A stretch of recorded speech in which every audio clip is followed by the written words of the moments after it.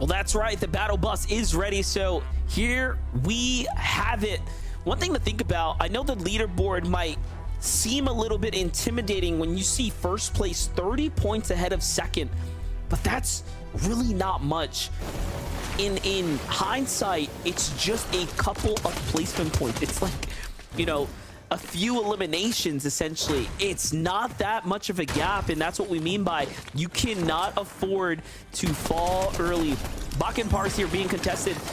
It's like a blessing and a curse right now. The blessing side of it is that they are winning so quickly here that it is just giving them a ridiculous amount of points and a nice comfortable lead on Surge. But not only that, they get to loot their draw spot extremely quick and put the pedal to the metal when it comes to the teams nearby for fighting for that forecast tower. On the other side, Acorn and Cold have a completely different situation on hand. Their games have been, again, notoriously slower. However, still, they're securing the vault, right? And they just have to survive this drop, being that it's triple contested.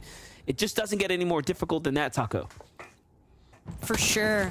And want to elaborate a little bit more in terms of Baka and Pars' storyline, how it's shaping up here today. But first, we got to get to the likes of Rapid and Batman Booga one more time facing off in an immediate off-spawn contest with Skater and Dalty. And you have to remember as well what happened yesterday at this drop. Skater and Dalty, doesn't matter how out they might seem, you can never really anticipate them to be a fully written off duo here, because the way that they managed to turn and burn on Rapid and Batman Booga in yesterday's day one matches was something that I don't think many people would have ever expected to see happen, especially not to a player like Rapid. But happens to the best of us. Sometimes you just don't get the shots that you need. Misplace a couple of edits here and there, or miss entirely. But Rapid definitely wanting some redemption here. Tries to tackle this initial 1 versus 2. He does have Batman Booga now wrapping around. And with a slight elevation over Dalty and Skater, Rapid and Batman Booga, they've got to chip away at the build first. Take a look at this. Great tags here from Batman Booga, but he doesn't like the fact that he nearly loses his shield, gets right back to his teammate. And while this is going on, you know, a question's running through my mind. Like, Coop and Miro have been contested. Have they been pushing off, you know, Veer and Soneto on the drop? Have they just been outlanding them?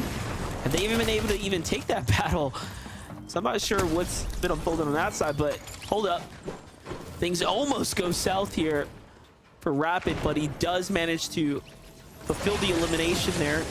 Here's a look at Aviv and Booga, who are creeping up the standings right now. We haven't covered too much of their mid games, but we are seeing them here and there sprinkle their way into endgame, and just look at the points, right? Things are starting to add up here. Yeah, but for Aviv and Booga, down at the lovely lodge, what's surprising to see, no, actually it's going to be the Unward Manor. Take that back. That explains why the likes of Edgy and Tavern are trying to intervene. Seems as though Booga and Aviv made a really smart rotation to pick off at least one of the two. That's 6 points for Aviv and Booga to start game number 9, and Aviv still looking for more, but just gonna come up short here. You see Booga, the lock-on pistol, I believe, just looking for some of the freebie surge tags. But from that range, probably only 17 a pop, what I would expect, but every little bit counts at this point. Well, everything's looking good here for Booga and Aviv right now, as they will have all the time in the world to go ahead and get into the action here. Polarizing death, though, in a fight against Cam and Aminish, and it just seems like the situation's been flipped upside down. Yesterday, Cam and Aminish were off to an incredibly strong start, getting a glimpse of top 5 for a couple rounds there.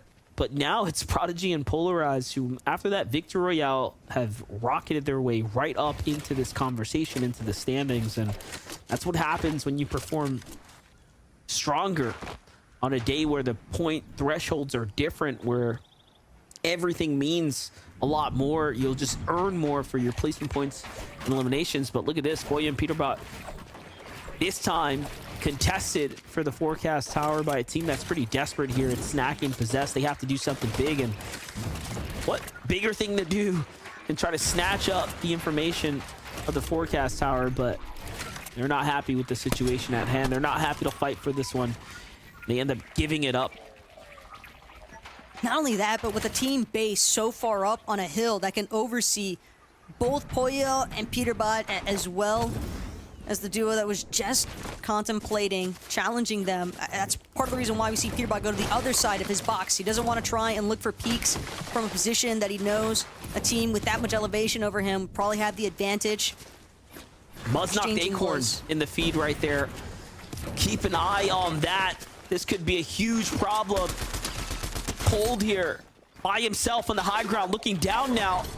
Okay, so it had to be to the hands of a well-timed snipe or something, but either way, it's not looking good. That Cold is just gonna say, you know what? Take the elimination, take all the loot you want. I'm gonna get out of here and play for the tournament life, and he leaves Acorn behind, and now Muzz and Paper have to think. Wait a second. Did they leave his teammate? Did he pick him up? Are they gone? That's crazy that Acorn is still crawling around right now. What's even crazier is that neither Muzz or Paper even had a Reaper sniper at their disposal. And Cold, you can see only 11 bullets left in this Mythic Striker. Might be one of the best weapons in the game, but not if you don't have any ammo to actually look for those long-range battles. Cold probably just praying that Muzz and Paper don't happen to stumble upon this bush, but Muzz and Paper might be the least of his concern. There's a team approaching right next to him. It's going to be Cam and a Minish. They're not bothering to check the bush just yet, but there are some shots being sent their way.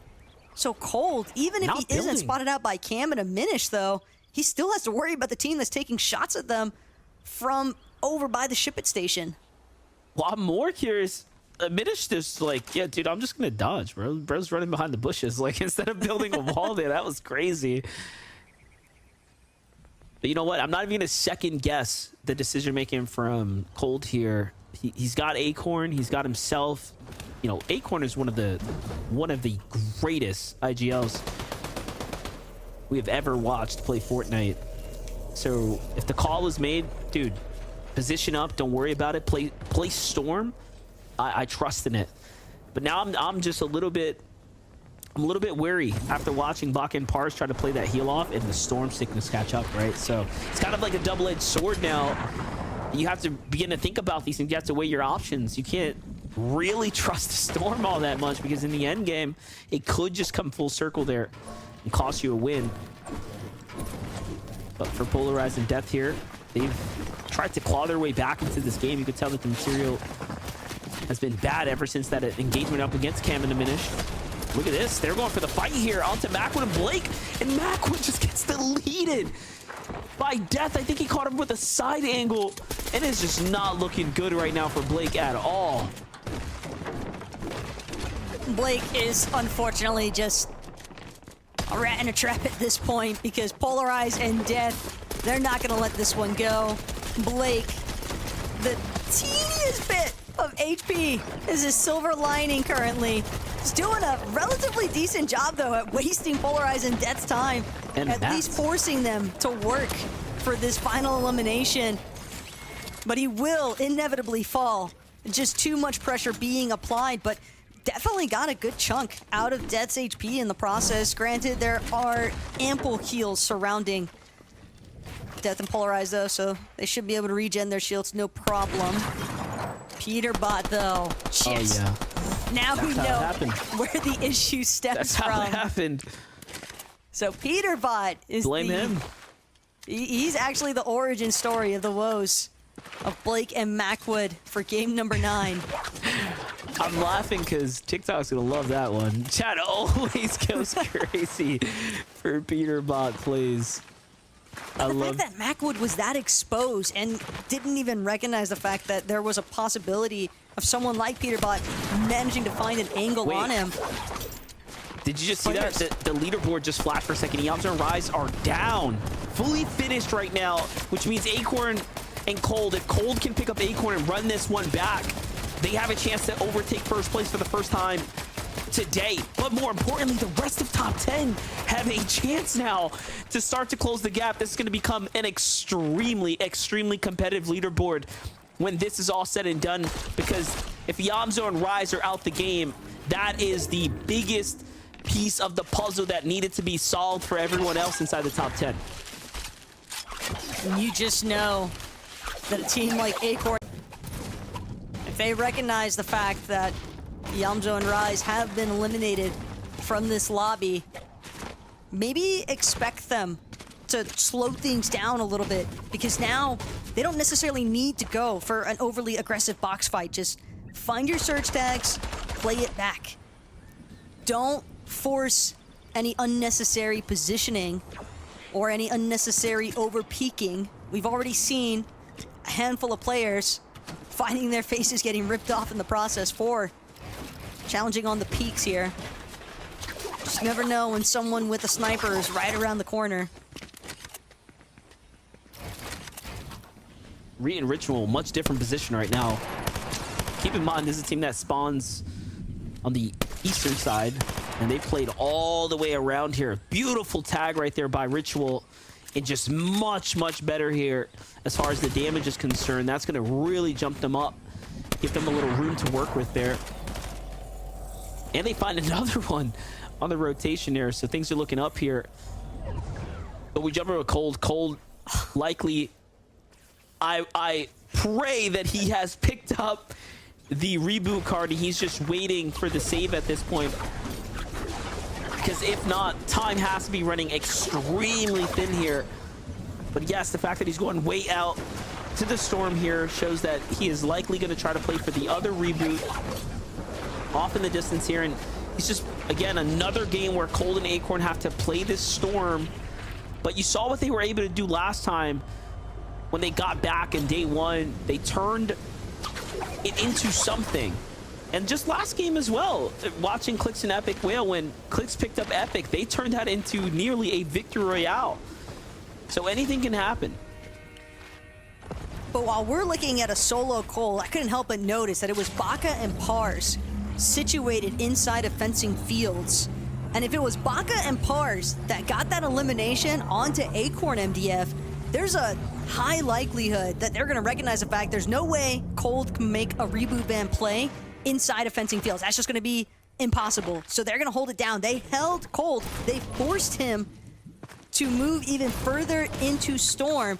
And now, wouldn't be surprised to see them. They're going to offer this elevation. They might even look to just turn around, play back, and maybe even try and hold Cold and Acorn, since they already forced them into such an awkward position inside a Storm just to find that initial reboot. I'm just so fascinated by the fact that they're both at 440 points, tied up. First place is down. This is their one opportunity to really take a stance here against Yamzo and Rise. And will they be able to raise to the equation? Rise to the situation is the question here, but let's see it. Baka, Pars find themselves in a new zone here just underneath the Rift Island. Rift Island? What? Hello, teams. Welcome to the Rift Island. This is where you come for your brick. Maybe even a little bit of more material, heals, and weapon upgrades. My gosh, there's so many teams up here. Looking a little bit more like Rift Mansion at this point, with how many residents are actually trying to take place up here on top of the Rift Island. But Miro and Cooper being one of the teams. Miro taking full advantage of this height. Gonna try and apply some pressure onto the teams boxed up underneath the Rift Island. Probably just waiting out their moment. They have the launch pad. They've also got rifts surrounding them for fast rotates. And with that Flowberry Fizz, if Cooper doesn't have any crash pads, then Miro can still make a relatively safe departure off of this Rift Island. But just a slow play right now. Miro and Cooper, they're not really trying to overexpose themselves by any means. They're just looking for teams that get slightly distracted. I'm glad we can check back in, though, with Cole and Acorn. But keep in mind, There is a team. This is where Baka, this is where Pars, the moment they might have been waiting for. And as Cold makes his way into zone, he's going to spot their boxes already under such heavy fire, and maybe even coming from Maxo and Dolzier on the opposite end of this hill. Yeah, a lot of shots coming in. Pressure's on. HP's low here for Cold and Acorn. They're sitting up right next to Baka and Pars. Of all the rotations that any of these teams could have made, the fact that they landed right around the same spot is concerning to say the least. But look at this. Everyone's heading west. I'm curious to see why Baka and Pars decided to go in that direction as opposed to another, but maybe it was for the rifts there. And yes, it is. They go straight for it. Everyone's off. Trying to escape now at this point. I like that Cold and Acorn are going to sit back here and go for tags as opposed to rushing to the new zone, because everyone is going to be floating across. But yeah, they recognize they can't play with the zone for too much longer.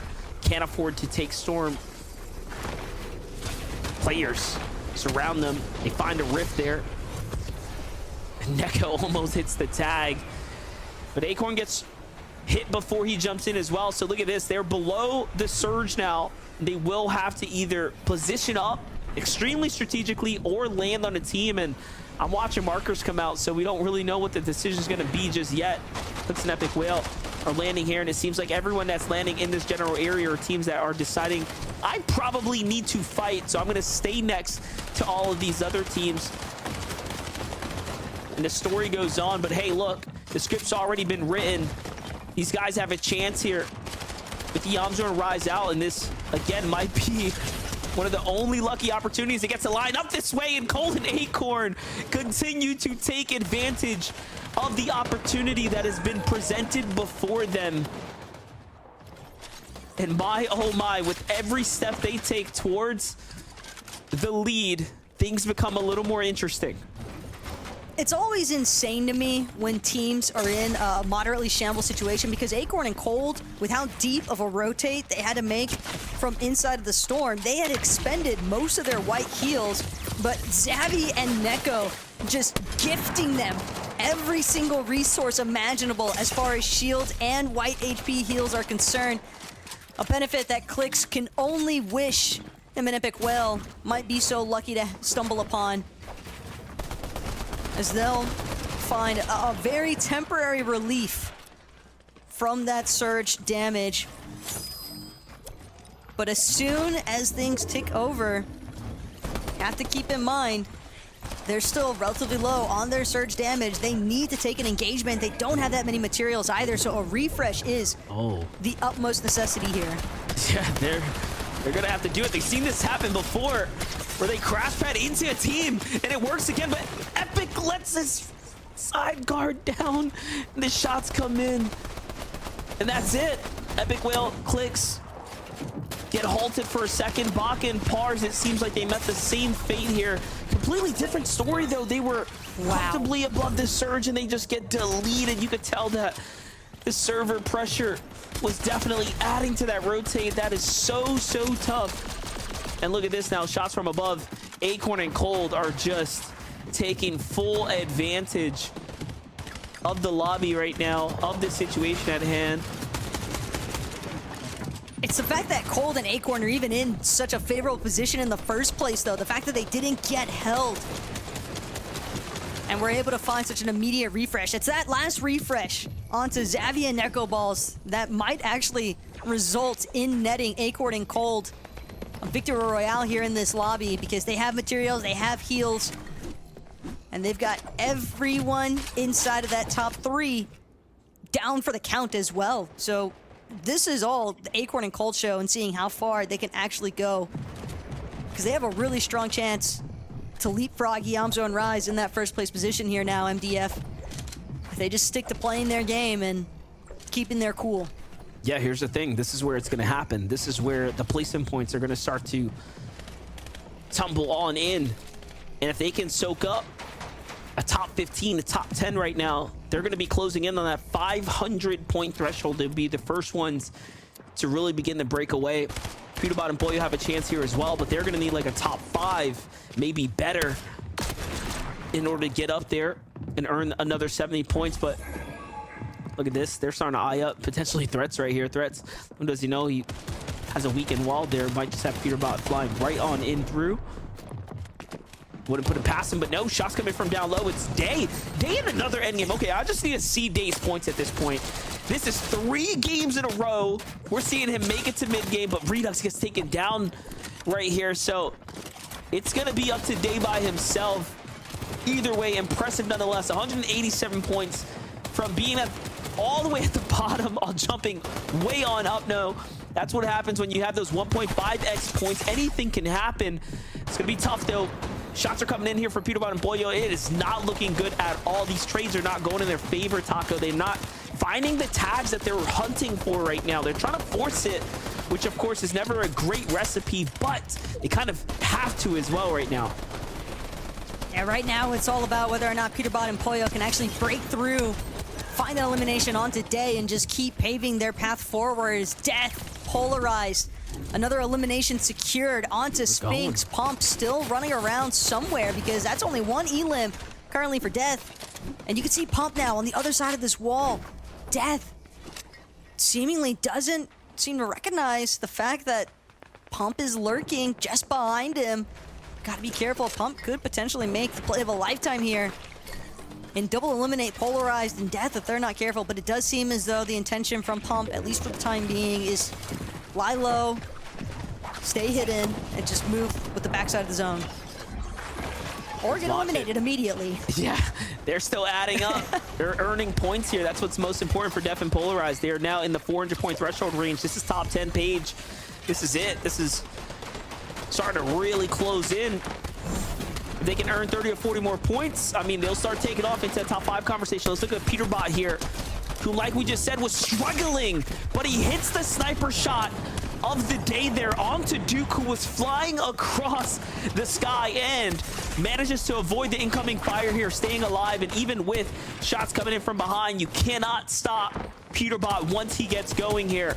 He is determined to jump into top 5 right now. But grappling through the center of the zone, Peterbot bound to draw the attention of other players in the lobby. You can see his HP paying the price for that faster rotation. Sure, you got somewhat ideal positioning now, but he definitely needs a refresh of some form if he wants to try and maintain hanging out in the mid ground. But if there's anybody that can get it done, Peterbot is certainly someone I would look at. And finding those 2 med kits, blessing in disguise here. Meanwhile, big stuff too from Boogs, finding that elimination onto Byla. Yeah, and he makes it quick and easy there too. Jumps right in, takes him down, picks up all the loot. No resistance there either, but oh, misses the grapple hook. This is going to be a little dicey here, but luckily no one lands next to Aviv here. They have plenty of space to work with. Aviv sets up the 2-box for him. They're going to heal up and get right back into this game. There are fights happening above them, and Aviv says, don't heal. Let's get these points. And they go right in for it, and it looks like the points are good as they find Vanilla's there, and they pick up all that material. That's going to put them right back into the game here, and they have everything they need. But I'm looking at the zone here. It seems like it's going to bounce back. And Cold and Acorn continue to claw their way back from the depths into the stratosphere here, as they now have points here to take the lead, and they have done it. Top 15, I called it, is what they were going to need to get a 500-point threshold breakthrough, and they have done just that. But look at this. I like what Cold is thinking there. He singled out some floors. Oh, the crash pad. pad. Go up, though. Oh, but a team jumps in, and the grapple hook comes out, and look at this, Taco. They position themselves pretty sweet here on the side of this mountain. No, this is the perfect spot to anchor up, because halfway up the mountain face, if the zone does happen to pull back the other direction, they're still operating from that secondary height layer. It won't be too difficult for them to actually scale down the side of the mountain. Same story can't be said, though, for Bugha and Aviv. Bugha going to pick up the materials that Aviv has chosen to drop. We saw them moments ago with a massive refresh elimination, but now with Bugha being left as a solo, he can't afford to keep tarping as aggressively as he once was. Another elimination going to be found onto Polarized. It's Reet. And Cold and Acorn. And they're both still in this. Reet and Ritual are both still in this. They are literally making a comeback right now. And you have to assume that after that last game, number 8, the anger, the disappointment all starting to kick in here, and they're going straight into performance mode, and you'd love to see it here as they break into the top 10. Rhea and Ritual have done it. They've managed to jump right back in and stay relevant to the standings here, but Cold and Acorn have not stopped against all odds. Peterbot sliding across. What is that? Deletes Acorn and likely Cold right afterwards. What in the world did we just watch? Nah, Peterbot said, look at you, look at me. Action man at this point with that slide by elimination. That was insanity. Yeah, he got both of them. I don't see their names up anymore. Peterbot just ended Acorn and Cold, and he might have did it for, at this point, Rhea and Ritual, because they need the rooms to start closing in now. And incredible enough, look at the points here. They're going to probably overtake Yamso and Rise if they can get another elimination.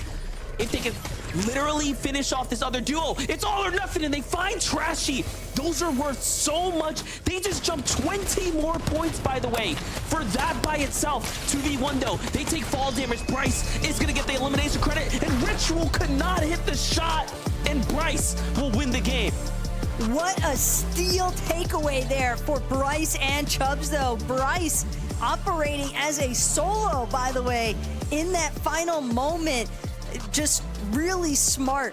By the time that Rhea and Ritual actually turn behind them to see who's actually making their approach from the ramps that they had just jumped off of, it's just too little too late. Bryce already catching the upper hand. A little bit of tag team efforts as well though from Trashy, because without Trashy applying damage there onto Rhea and Ritual, that 2 versus 1 situation is a lot less likely to be won by Bryce. Absolutely incredible win for Bryce right there in Chubbs. Bryce and Chubbs were off to a strong start, kind of lost their momentum, but with this win here,